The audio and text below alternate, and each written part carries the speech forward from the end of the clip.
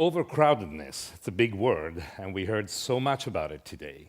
We heard about the importance of controlling and the importance of keeping track of demographics. And that's very important for many reasons, because there is business advertising, there is labor market, there is social security planning. There is also the need of feeding the world. We heard so many things about it. And indeed, this motivates the creation of plenty of institutions that take care of that keep track of this information throughout the world. All this comes together in generating a huge amount of data. And not only that, also a large number of tools that are very useful for keeping track of these facts. And in fact, there are so many answers that can be provided today. We heard many of them today, and some others can actually be attempted, maybe with a little bit of imagination. Some people in the 70s were saying, okay, if we could figure out how many people have ever lived on the face of this earth, maybe we could prove the fact that 70% of all those people are still alive today. Someone said that. And of course, it wasn't true. But in order to prove that that wasn't true, very important, the Population Reference Bureau in the USA had to think very hard about it.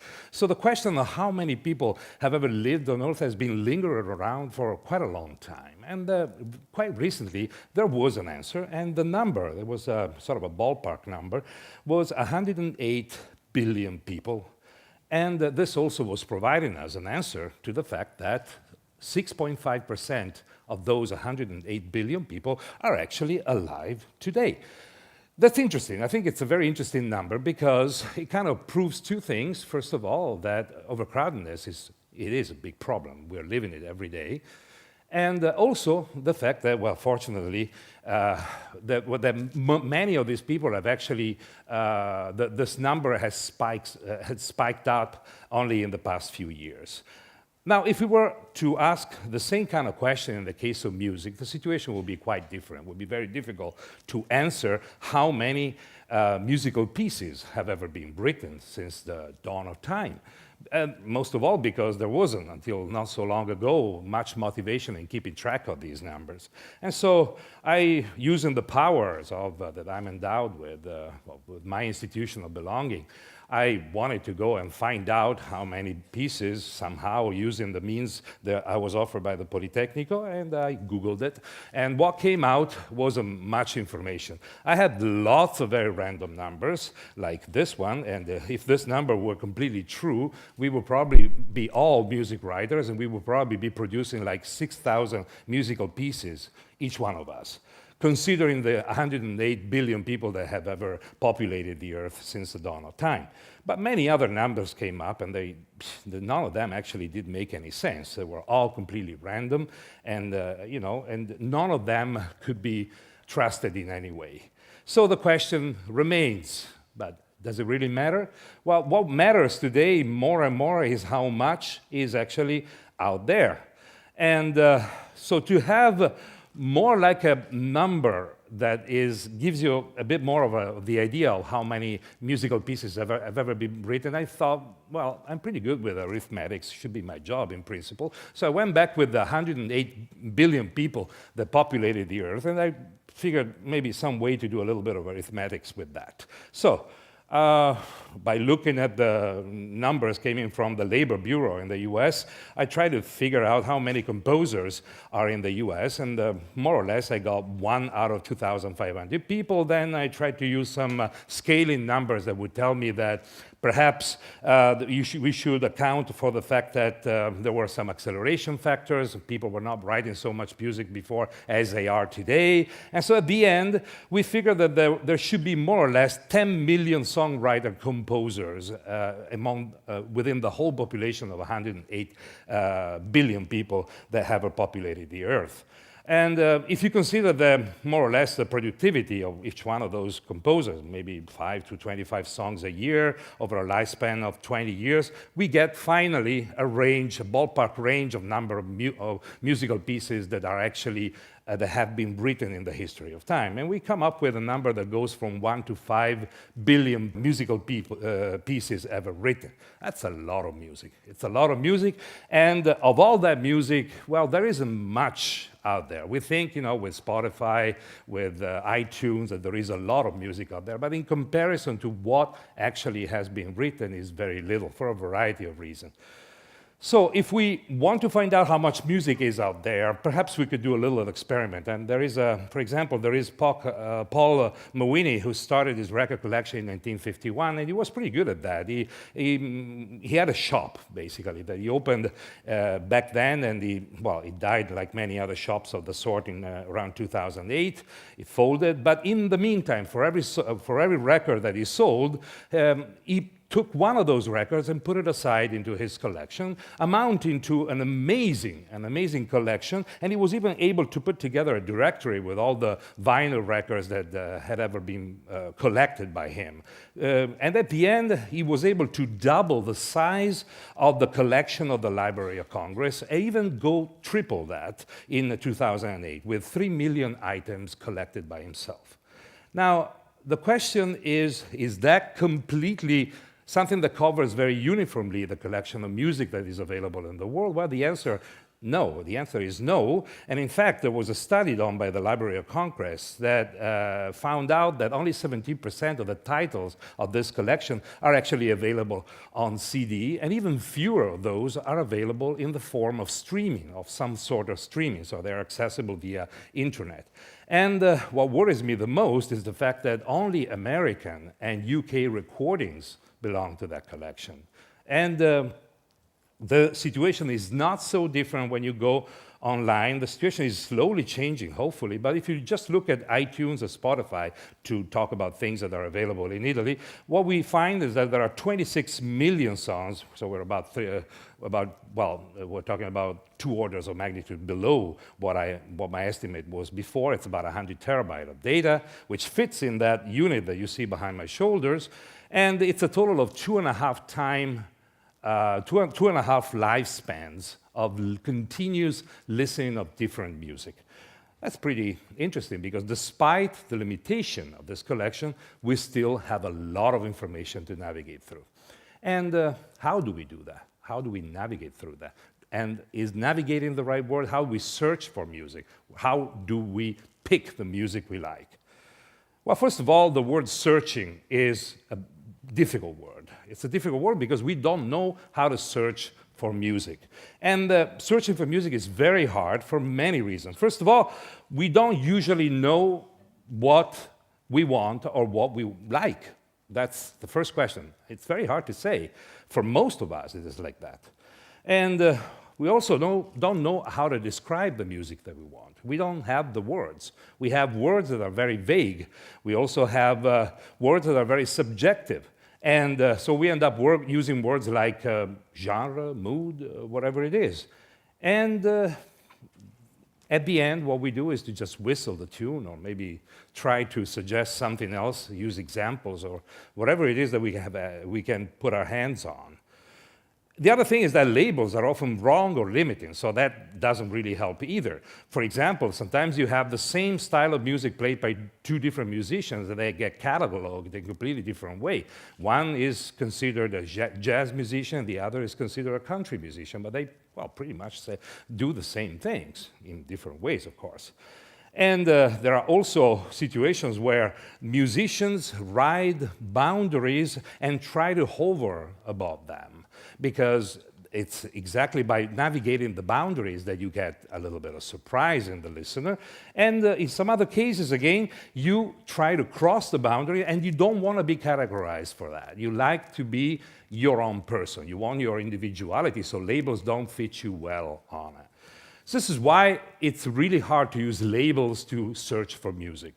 And it's also difficult to display the information using such labels. We did a little bit of an experiment in our laboratory, and so Massimiliano Zannoni, who was a PhD student back then, developed a little browser. It was a very simple browser. It was an emotional browser. On the horizontal plane, you have the level of activity. It's called arousal, and on the vertical plane, you have positivity. So basically, the valence of the musical piece. So depending on where you are in this diagram, you decide whether you are happy on the first quadrant, whether you are angry on the second quadrant, whether you are sad or depressed on the third quadrant, or whether you are, there are all these moods that are described that way.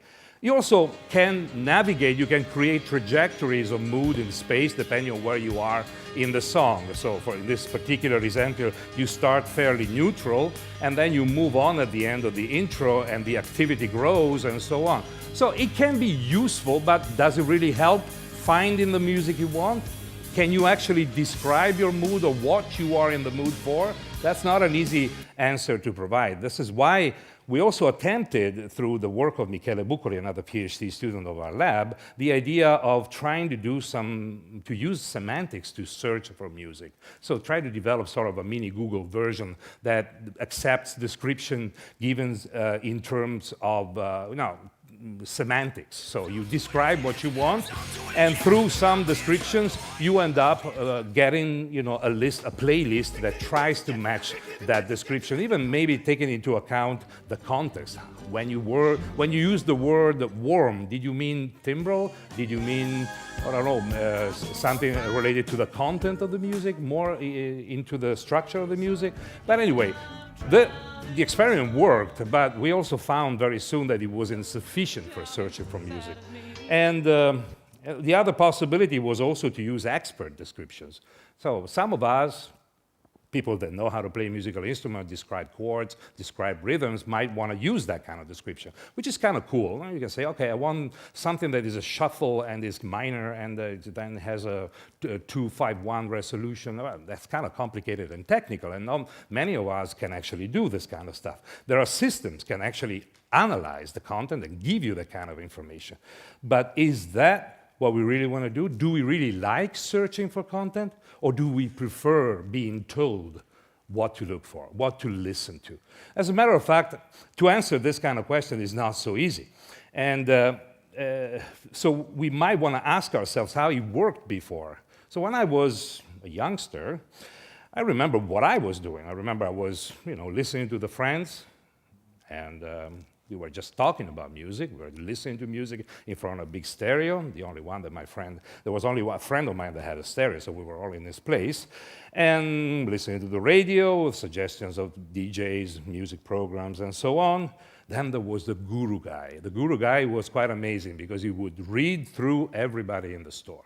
I would walk in, say if he had anything interesting for me, he would look through me, look at the way I was dressed, the way I was walking, and then come up with a nice idea, and it worked. It worked every time. So it was quite amazing. Until stores became bigger and the gurus disappeared, and we were spending hours searching through 10,000 records without finding anything at all. That was the era when the records were still being sold and CDs were still being sold. And eventually, they all closed, and we were left with a completely different way of navigating through content in the virtual world, so online.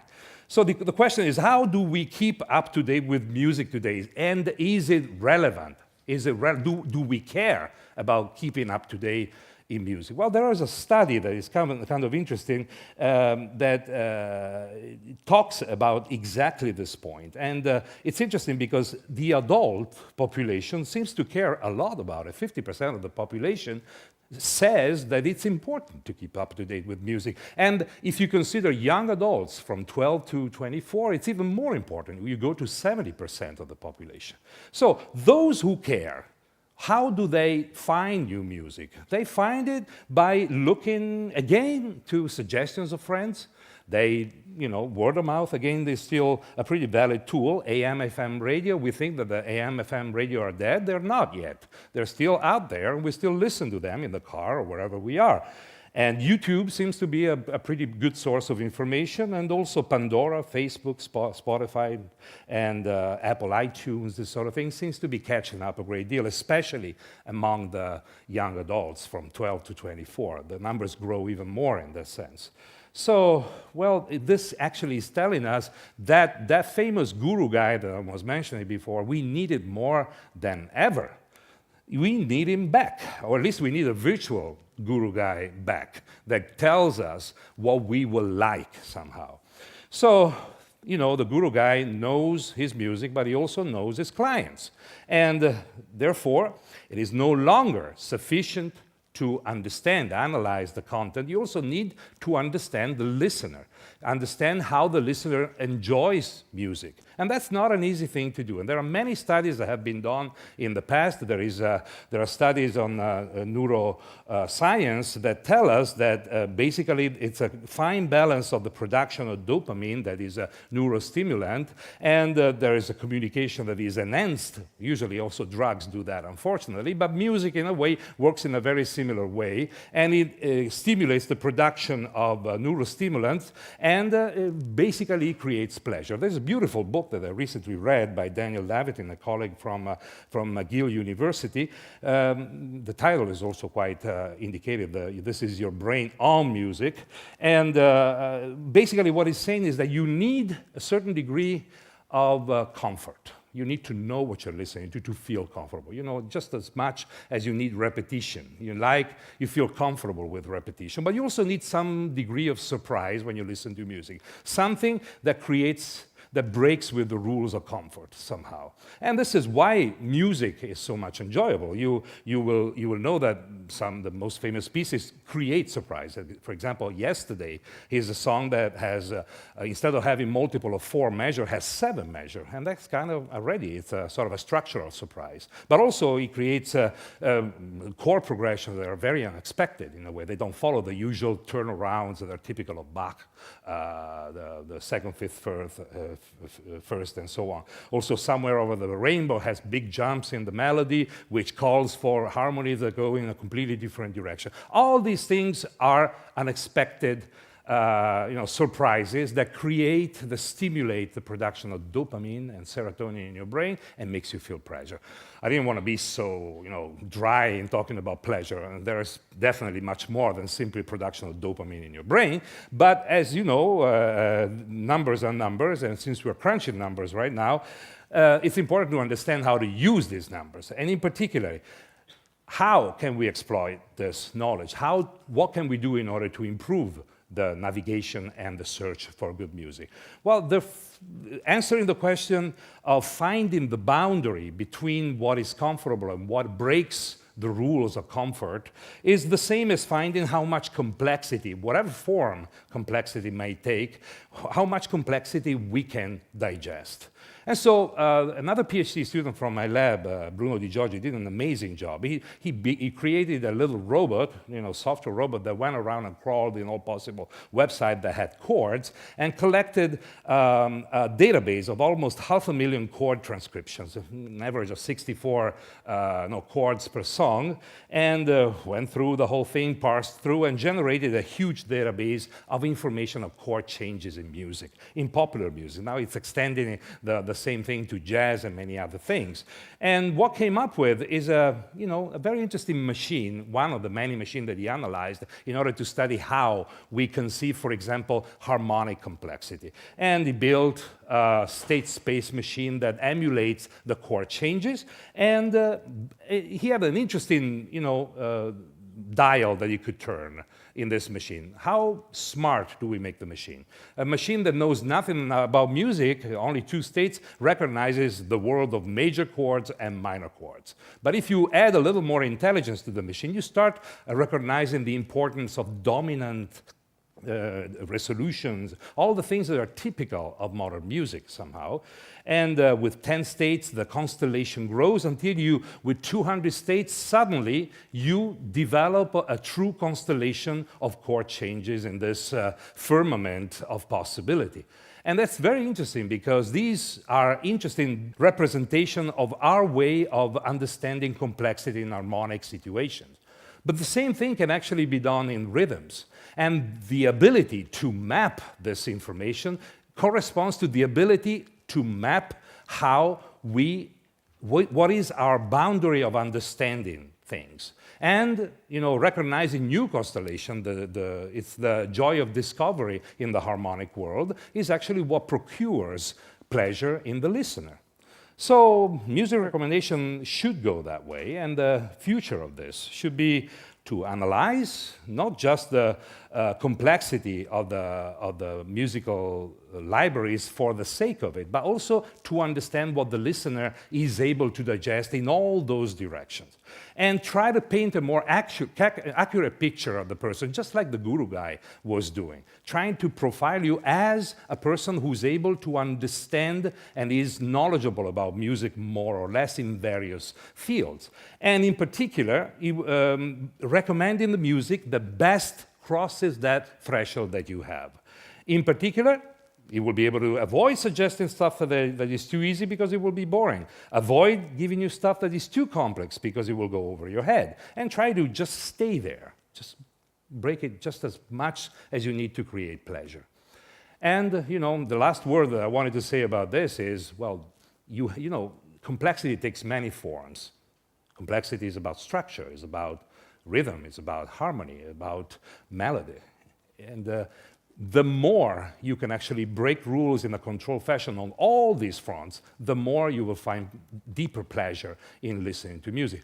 That's the reason why, many music enthusiasts are like on drug when they listen to music, especially jazz musicians. Have you ever spoken to a jazz enthusiast? Well, don't talk to a jazz enthusiast because you will be doomed. He will talk to you until tomorrow about that. So here's my message.